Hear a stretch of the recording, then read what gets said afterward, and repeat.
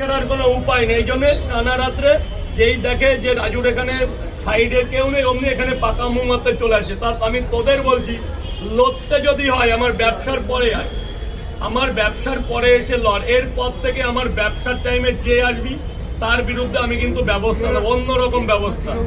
আমি আজকে বলে রাখছি, আমি যখন কোটা বেরিয়েছিলাম কন্টেন্ট ক্রিয়েটর বলে কিছু ছিল না। মানুষটা ব্যবসা এখন ভাইরাল হয়েছে মানুষটা, তো এই ব্যবসা থেকে তার পরিবার চলে। স্যাররাও তোমরা কন্টেন্ট নাও, আমরাও তো কন্টেন্ট নিতে আসি এখানে। রাউদা, আমি তোমার কাছে আজ থেকে আসি, অনেক দিন থেকে আমরাও কন্টেন্ট নিতে আসি, কিন্তু রাউদার কাছে আসলে রাউদা এমনি কন্টেন্ট দিয়ে দেয়। মজার কন্টেন্ট করে ভাইরাল করো, ঠিক তোমরা ভাইরাল হবে।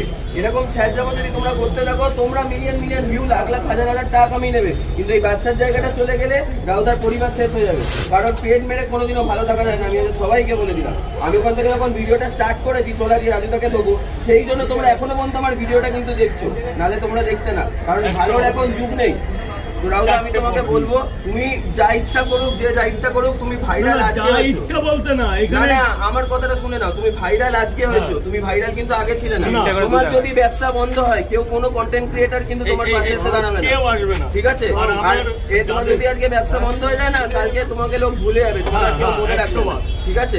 কন্টেন্ট সবাইকে দেবে, সব কারোর সাথে খারাপ ব্যবহার করবে না, কিন্তু সবাই যখন একটা কথা মাথায় রাখবে, তোমার নিজের একটা পার্সোনাল জীবন আছে।